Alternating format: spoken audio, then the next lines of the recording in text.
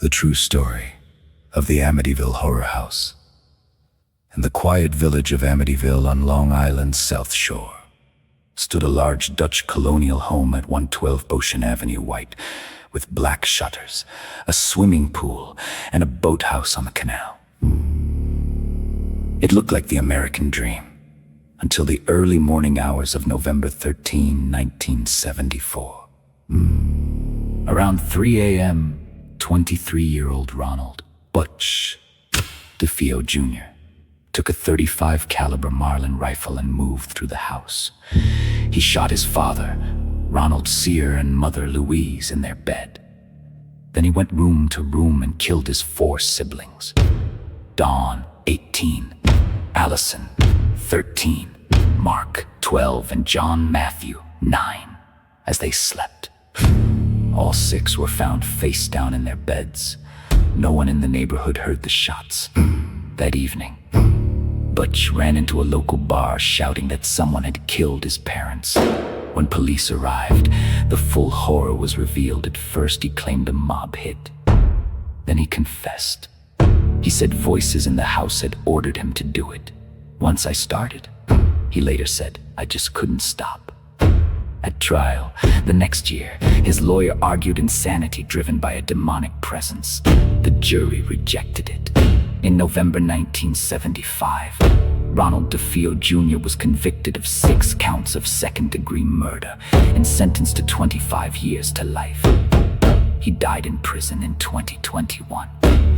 13 months after the murders, the house still sat empty, its price cut dramatically. In December 1975, George and Kathy Lutz bought it for $80,000, furnishings included.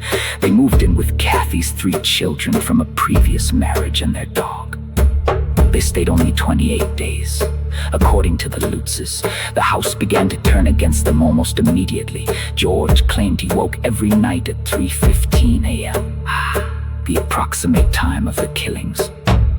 Cold spots appeared. A priest who came to bless the house allegedly heard a deep voice command, "Get out!"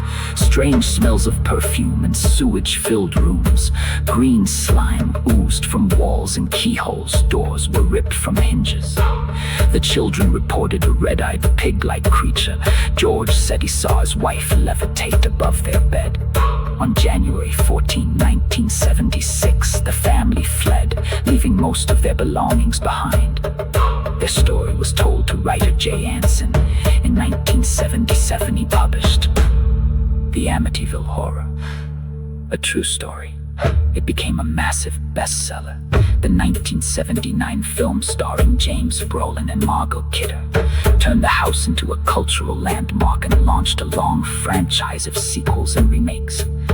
But almost immediately, cracks appeared. William Weber, DeFeo's own lawyer, later stated that he and the Lutzes had invented much of the haunting story over many bottles of wine. He said ordinary details, a neighbor's cat in a window, a plate of spaghetti sauce, were transformed into demonic red eyes and green slime. The Lutzes were in serious financial trouble. Skeptics argued the story was a way out of a mortgage they could no longer afford and a chance to make money. Subsequent owners of the house reported no unusual activity. The address was eventually changed to deter tourists. The building still stands today, private and quiet. What remains undisputed is the bloodshed of November 13, 1974. 6 people died in their beds at the hands of their own son and brother. Whether anything supernatural followed is still fiercely debated. What is certain is that the real horror began with the rifle in the hands of a young man who claimed the house itself had spoken to him, and that the legend born from that night has never fully left 112 Ocean Avenue.